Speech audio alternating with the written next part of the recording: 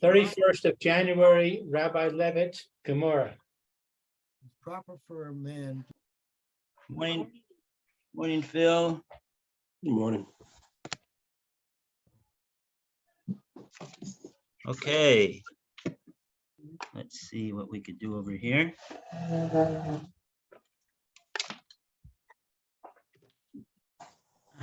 Lou was gonna be at All 4 right. o'clock. Lou? Yes, Yeah, okay, 4 o'clock, right? yes. Okay. They canceled Joe. They didn't have all the proper paperwork, so they didn't do it yesterday. Or today. Oi. So she has a few week reprieve. But they did a lot of work up on her, so that was good. But you spent a few hours there.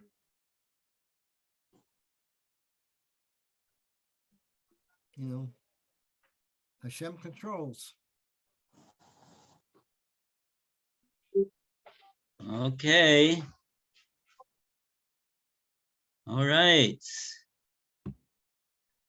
We're ready to go. I have 104B3. 104B3. That's what I have. Let's see.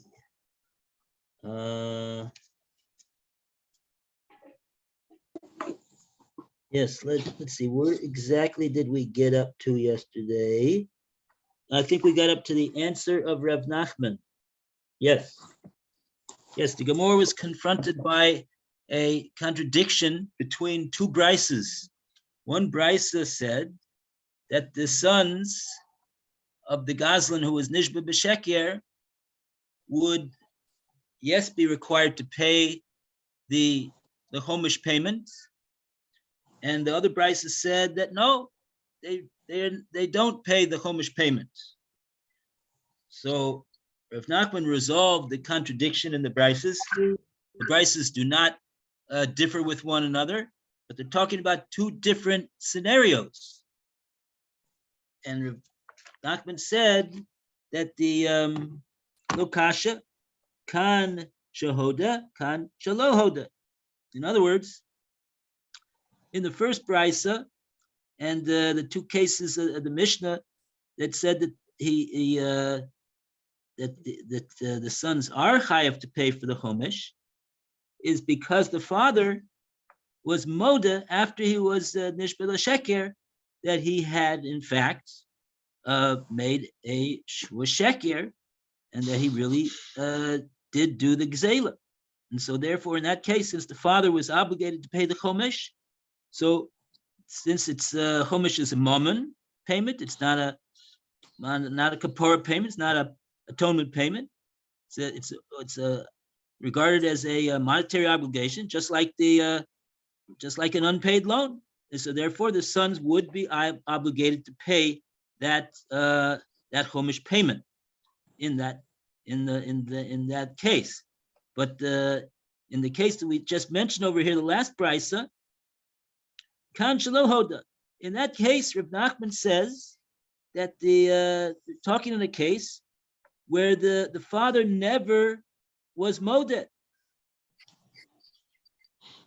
It was never modeh to the shvua that he made that it was a sheker, and therefore accordingly there is no chiyuv chomish even on the father in his lifetime to pay for a chomish. And so therefore it's understandable that the sons would also not be obligated to pay it, because the father himself was never obligated to pay it. Okay, now and that's what Rashi said in Rashi Diru Maskil Kan Shahoda. The last line of Rashi said, Kasol Kedaitek, the Gemora now is understanding at this point, before we're going to change this understanding, that in this brisa, Shalom Hoda means that below Hoda lo av below ben, not the son didn't admit, not the father, no one admitted. So therefore there was never any chiyuv chomish altogether. So therefore we understand why the sons did not have to pay it. Okay, so now the Gemara is going to analyze that that answer that Reb Nachman gave. So we're going to get up to here. E lo hoda. E lo hoda. Now this could be found. E lo hoda. In the art scroll, it's 104B3, left-hand column, last line. Okay, thank you, Lou. I have to excuse myself in about 10 minutes. I have a package coming to be delivered. Oh, okay. I'll just go Baruch Hashem. and if you see I'm not here, you know why. Okay, so in that case, let's go to Alan. Alan didn't have an opportunity. We called on him and he didn't read. So Alan, please. Last line was said on 104B3. That's right. 104.3B, left-hand column, last line. And we can't hear you properly. Can't? It's on. Yeah, you're very low. Was that just me? I can hear him okay. Well, it must be me. Elo Hodor. If the second brisa deals with a case where the criminal did not confess, Karen Anami Lo Mashalem, then the son should not pay the principal either. Why does a brisa exempt him only from paying the surcharge? V'chi temor or chi.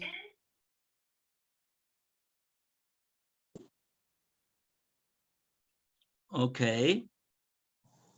So yeah. And the brisa means that the son does not pay either the surcharge or the principal. I will retort. For you, me the core, or there, mesh. But since the Tana resorts to the 1/5 surcharge as a payment from which the son is exempt, Roa the Karen Michelle, he may infer that he means to say that the son does not pay the principal.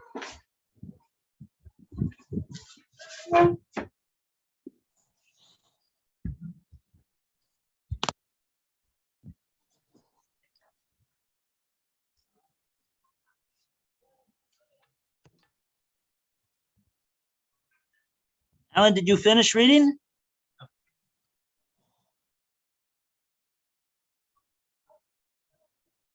Alan? It says that the son does not pay the principal. That's the top of the page on the right side.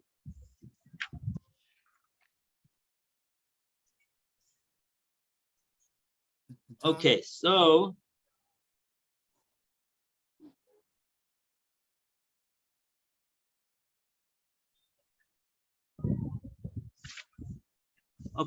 the Gemara is challenging the answer that Reb Nachman gave. So let's go over this again. Eloi Hoda, if in fact it's the Bryce is talking, as Reb Nachman says, that the father who gazled did not admit, not he nor his son. So then Karen Nami lo mishalem. Why would the after the father passed away, why would it be the case that the sons do have to pay for the Karen? We didn't say that they didn't have to pay the Karen. We just said they don't have to pay the Chomesh in the Brisa. Why is it that they are why is it that they would even have to pay the Karen? If you'll say true, that's what the Brisa means. the inheritors, the sons who inherit the father, they're not paying even the Karen, as well as the Chumash, because the father never admitted that he stole. If so, Hami de Koma Hader a Chumash, the Memra de Karen Mishalim. Says the Gemora. So if so, this that the Tana of the Brisa mentions that his subject is the payment of the Chumash, he should have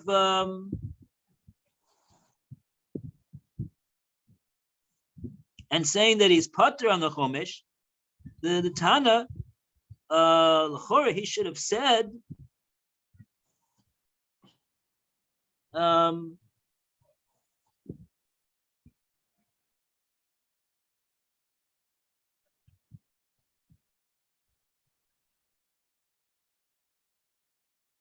interesting. Here they have a comment that says, from this that the Tana of this Bryce said that the pasuk, the Tana quoted the pasuk Talmud Loimar Asher Gazel Asher Oshak, who lo Gazav lo Oshak, because he never admitted it. So after the Tana had mentioned that in regard to the being exempt from the payment of Chumash, he should have continued, though, the Tana,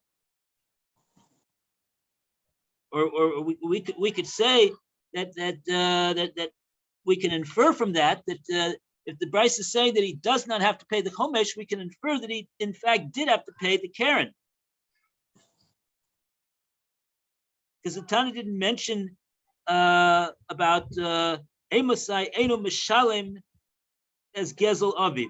When do we say that they don't have to pay for the Gezel of the father? Talmud Lomar, Pasuk says, Asher Gozal, Asher Ashak.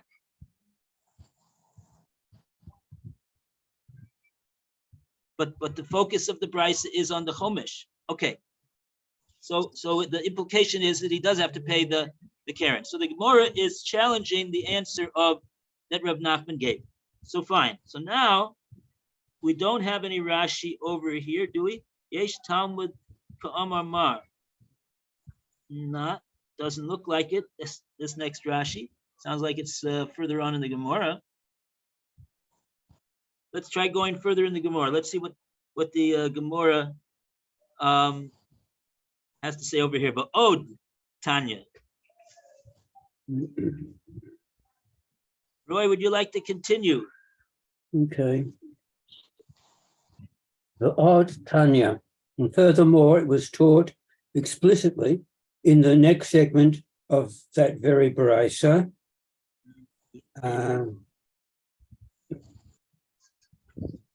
Vadain Ani Omar, but I can still say as follows.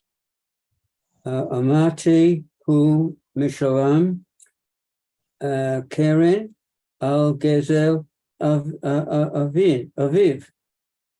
I can still say, when does the son pay the principal for his father's robbery? Gizman Shenishba Hu Aviv. It's only when both he and his father swore falsely to deny it. Aviv Valahu, regarding cases where his father swore falsely and he did not swear falsely, Uvalo Aviv, or where he swore falsely and his father did not swear falsely, Lahu Valo Aviv, or where neither he nor his father swore falsely, Menayin. From where do we derive that the son pays the principal for his father's robbery? Talmud Lumer Gezela Shek Avida Ufikadon. The Torah therefore states that he shall return the robbed item and the fraudulent gain, the lost item, and the deposit. Yesh Talmud. Go on. Yesh Talmud. That's part of the statement. So the lost item and the deposit. Yesh Talmud. The yis save. Let's read the Rashi first, because okay, what the Gemara is doing over here, when it says "V'od Tanya," the Gemara is bringing what it says further on in the Brisa.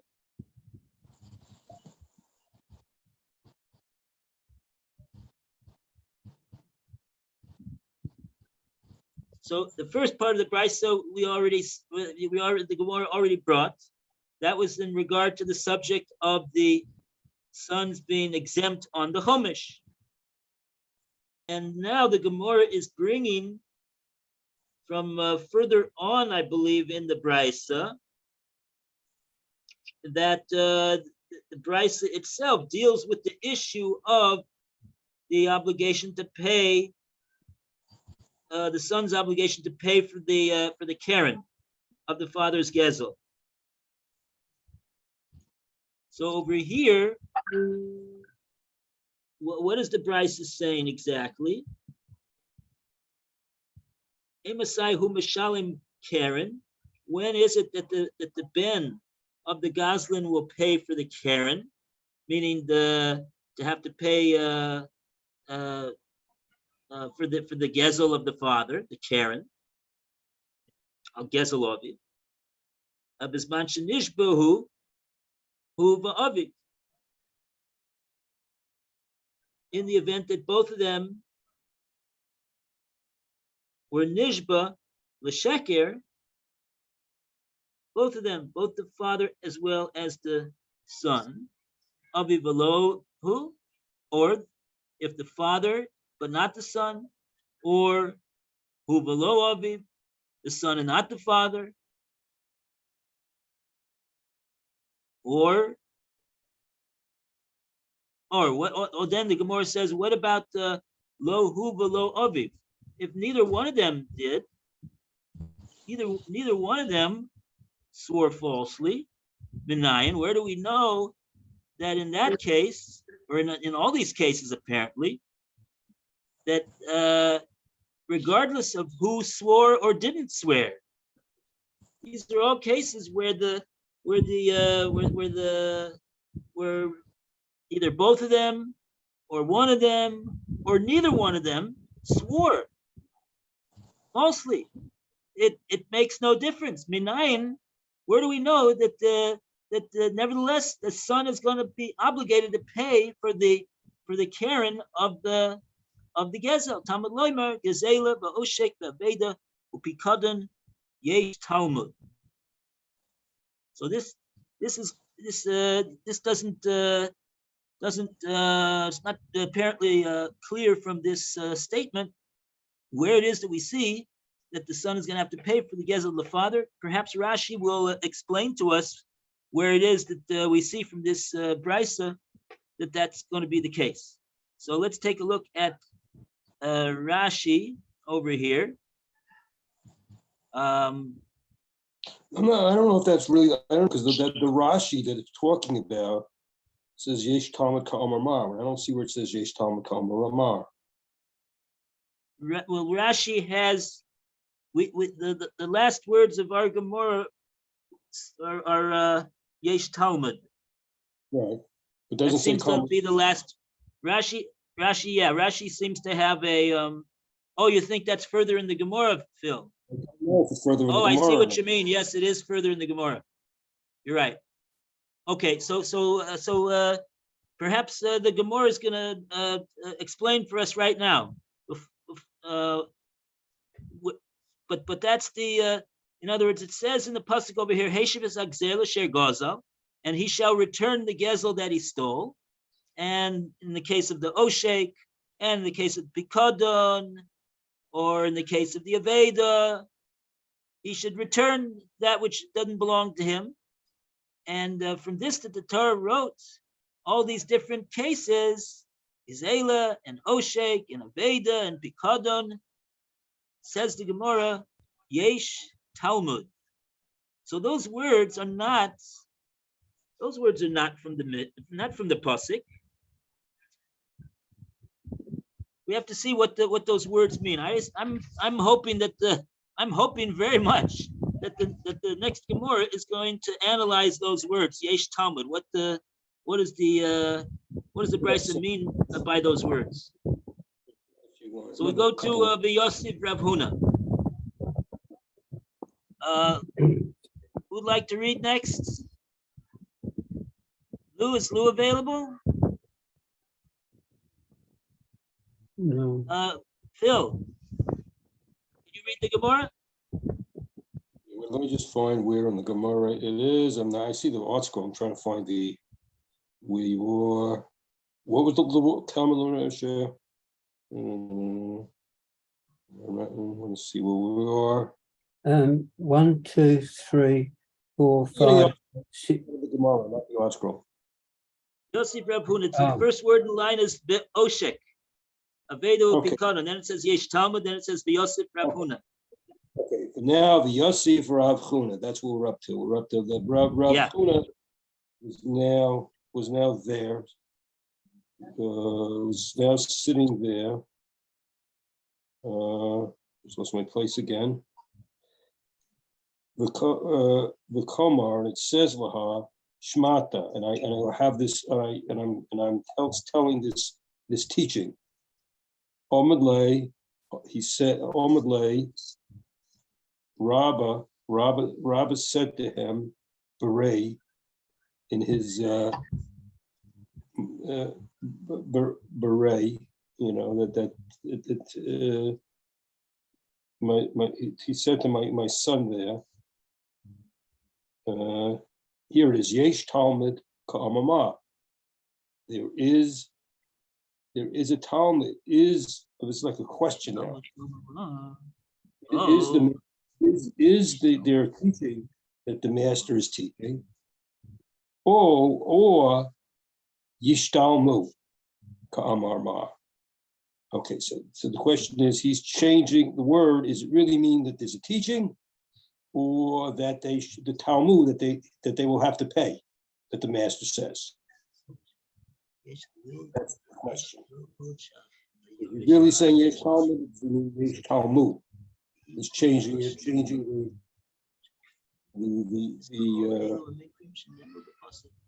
meaning. Which, Changing the words a little bit. he's changing the word. He's saying, which one is he saying? Let me say a couple of words more before we get to the Rashi. Is he saying this or is he saying that? And then says Omalei, and he's saying Yesh Talmud. He's saying it means no, that there is a learning. Ka'amin, or I mean. Who may reveal. And it's extra, so to speak. It's extra, the current, it's extra in the pasuk. There are extra things in the pasuk. He's deriving it from the extra things in the pasuk. Okay, now let's see. I mean, we know there are extra things in the pasuk because the pasuk says 4 things, not just one. But let's see now. Let's see if the Rashi helps on this one that you're talking about. Yesh Talmud Ka'amorah, the teaching that Rav says, Vitana Mekra Maita, and the Tana is from pasuk. He's dealing with law. Midiktiv, it's written Kol Hani. All of these are rebooted. They're extra. Pen is chayiv, that if the son is chayiv, the shalem to pay, or yishtalmei, Yishtalmu, or they will pay. Kama says the master. Mistabra, we deduce who Mishalem, the low that he will have to pay. The low may cry, and it's not from a pasuk. This is just a deduction that he's making. He's not getting it from the pasuk, it says.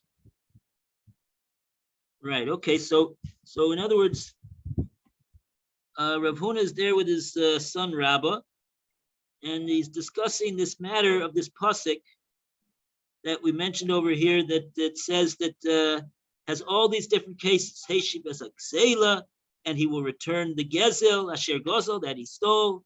Was the oshik asher oshak, the wrongfully withheld wages. We said according to Rashi and Chumash, it says that that's what the case is talking about.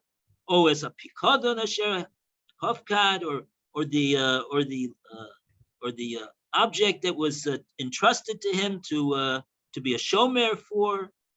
Oh, as a veda asher motzor, or the lost object that he found.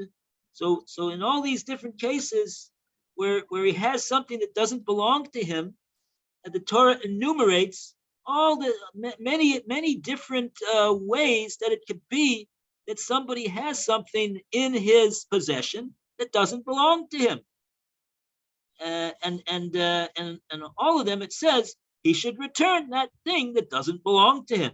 So what's the question over here? What's the issue that's being analyzed in the Gemora between Rav Huna and his son Rabbah?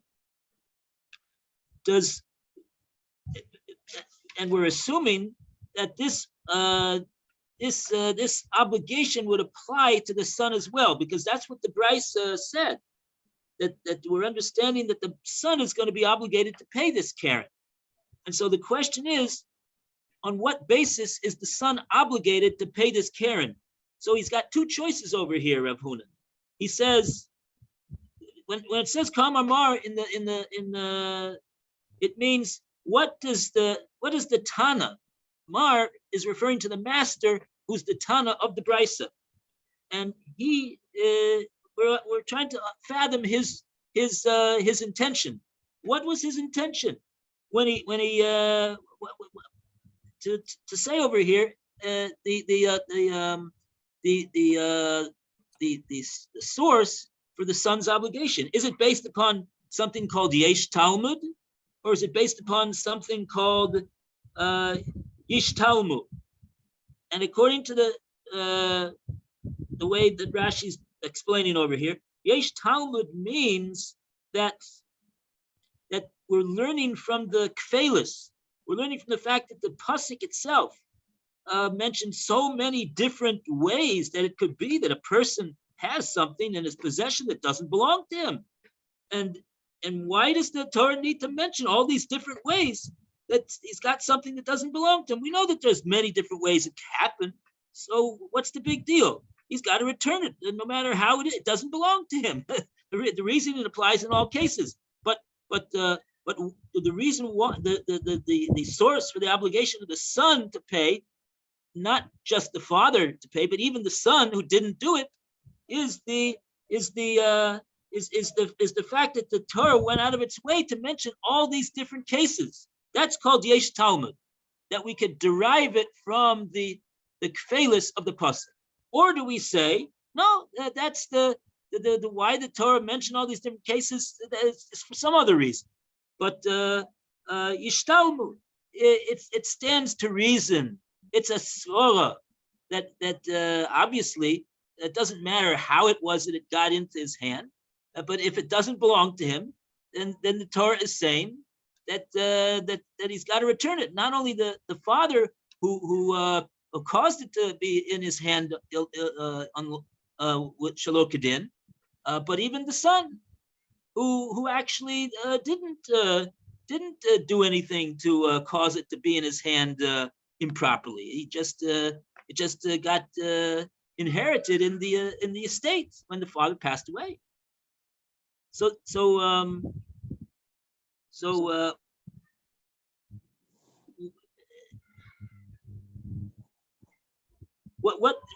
what is so you'll ask, So which one is it? So you know what? To tell you the truth, it doesn't really matter.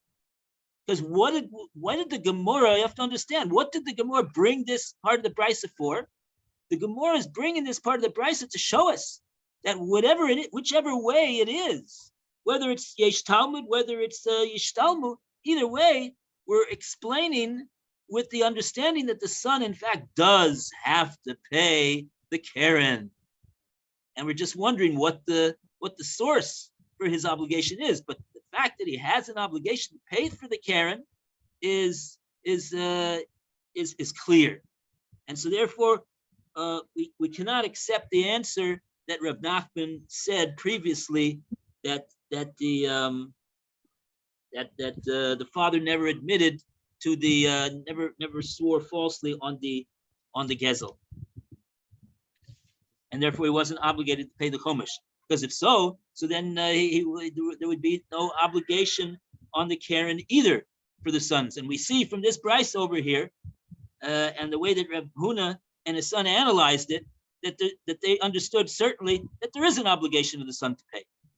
Okay, so therefore now the Gemara says Ella. So Ella means, so we got to go now back to the drawing board. What is the explanation of how it is that these two Bryces over here contradict one another? Seemingly they contradict. So we got to resolve that. Is the son, in other words, the son definitely got to pay for the Karen. But why is one Bryce saying he does not have to pay for the Chumash, and the other Bryce says that he does have to pay for the Chumash? How do we resolve that? Elamai. And we go back to, is Lou there? Sorry, I can't see the screen properly. No, he's not there. Not there. Okay, so Roy, you want to continue? Elamai. See where that is? Yes. Ella, my law, Hoda. Rather, what is the meaning of Rav Nachman's explanation that the Brisa deals with the case where he did not confess? Law, Hoda, Aviv,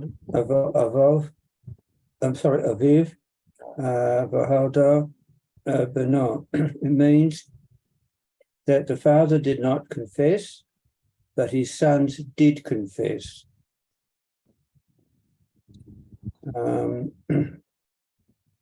Okay, and let's take a look at Rashi over here. Lo hoda aviv v'hoda beno. Hoda Aviv, Hoda, the father did not confess, but the son did confess. The Karen, that means he'd have to pay the principal, the Karen, of a Chumash law, but that does not apply to the on the Chumash. Did Ma'atya crow, because it's a limitation of the pasuk mechomish, from the Chumash al gezel aviv, on the theft that his father did. Like the pasuk like limits it, because it really talks about the theft of the father, not the theft of the son. Okay, so what's coming out from Rashi's explanation of the Gemara? First of all, let's clarify that the Gemara is defending Reb Nachman. We are not, when the Gemara says Ella, we don't mean to reject the answer of Nachman. On the contrary, what we're doing is we are adjusting what it was that Reb Nachman meant when he said what he said. What is it that Reb Nachman meant when he said lo hodu, that the second Bryce is talking about lo hodu, hoda, that he didn't admit? Who's the he that didn't admit?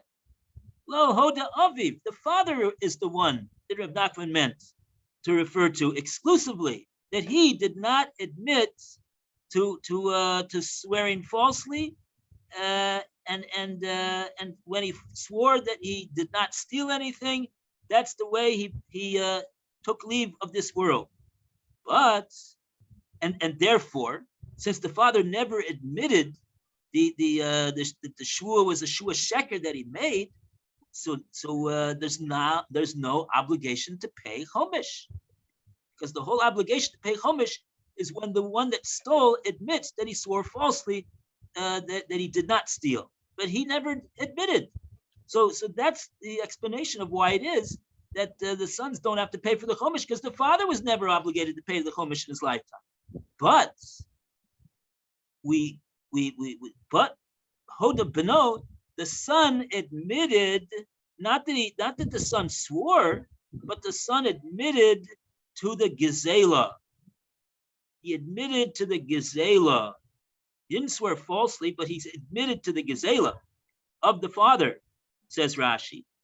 And therefore, that's the explanation in the Brisa of why the Brisa assumes that he does have to pay for the Karen.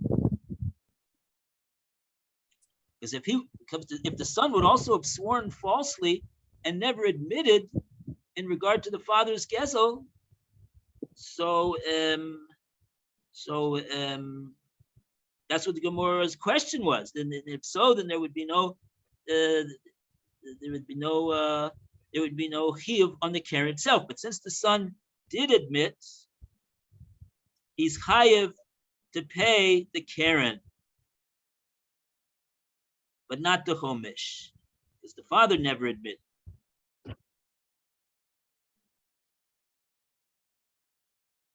So therefore, it comes out that the simple fact that the son did admit to the gezel, that doesn't nevertheless obligate him to pay for the chomish, and that's what the Brisa is saying over here. This second Brisa.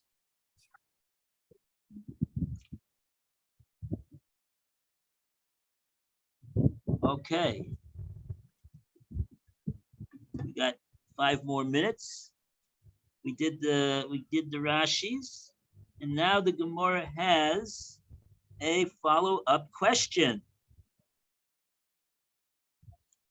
So we go to Alan to continue. Unechayev beno.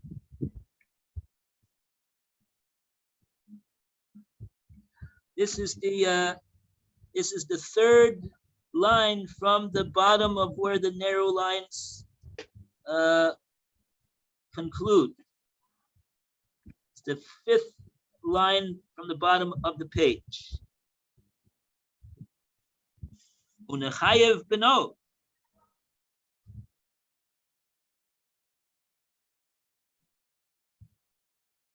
Raise another objection, right, to Rabbi Abba's Yes, in the earlier mission. another objection. Law, Rob. Objection, Your Honor. Oshaya, Rabbi Oshaya objected to this. No, you're not there. No, not there? Oh, no, that's not it. All right, 104B4, the left paragraph, the bottom. Oh, how does Bottom it of the work?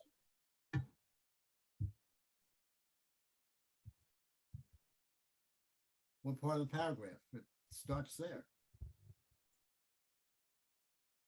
No, there's no Rav Yishaya. You're reading where it says the Gemara questions this interpretation.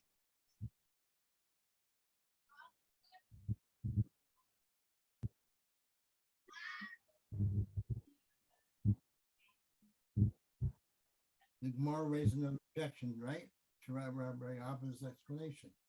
Wait a second. Hmm? You're at 104B4 Right. On 104. on the left.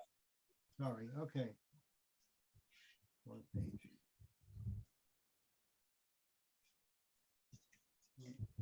Okay.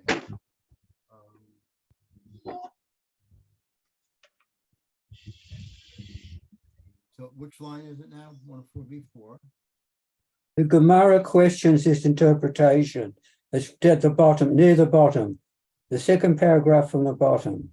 Gemara questions his interpretation, focusing on the Bryce's ruling in the first segment cited above, that the son is exempt from a surcharge even where he swore falsely about his about his father's robbery.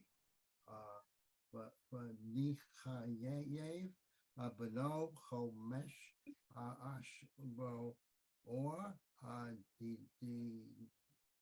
Dinain, or, but in the case where he swore falsely, let the son be liable to the 1/5 surcharge on account of his own false oath.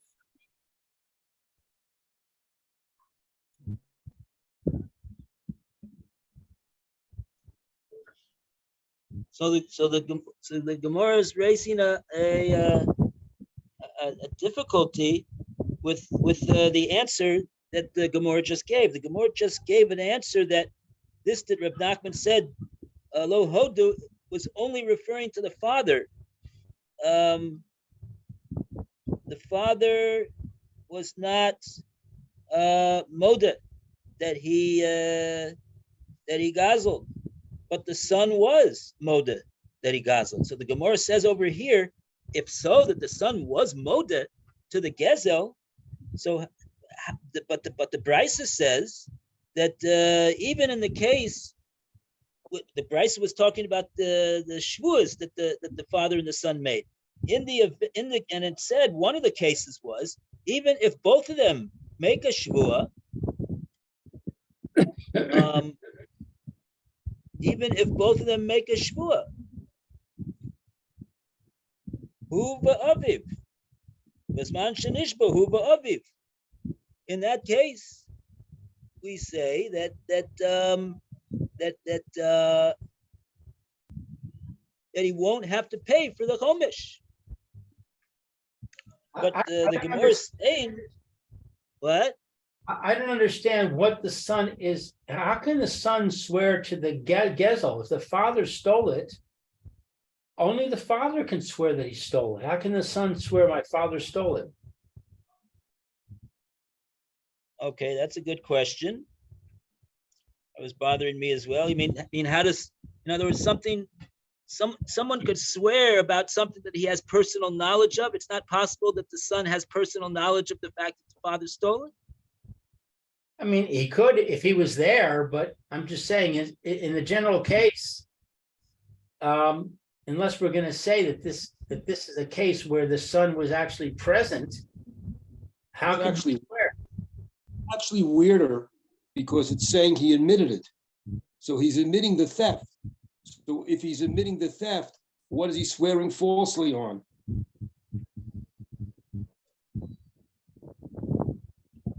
Yeah, I just I understood that.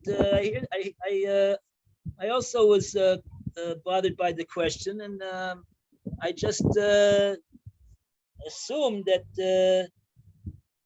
the son does have personal knowledge about the Gezel, so therefore he will be able to swear falsely. Or he will be able to swear in regard to the Gezel, and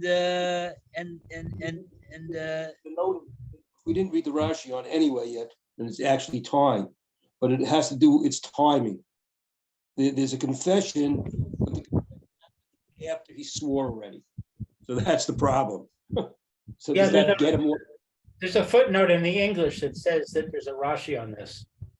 I know, we didn't get to that Rashi. We didn't read that Rashi, but it really is late and we'll have to read the Rashi tomorrow. Well, yeah, the hodah is after the hodah is a hodah that the father did steal, and therefore that makes the shvua that the son swore a false, that he's admitting on the false shvua, and that's what's going to make the son chayav to pay a chomish, and that's the Gemara's kasha. Then in such a case, the Brisa should not have said that case where the son swore, and nevertheless he does not have to pay for the chomish. So this okay. Very Can be convenient. continued. Take care. Bezrat Hashem, everybody, have a great day. Yashikoyach. Thank you, Thank Rabbi. you. Coming in Thank you, today, Rabbi. especially Thank you, all the Rabbi. way from Orlando, Florida. Yay, Robert.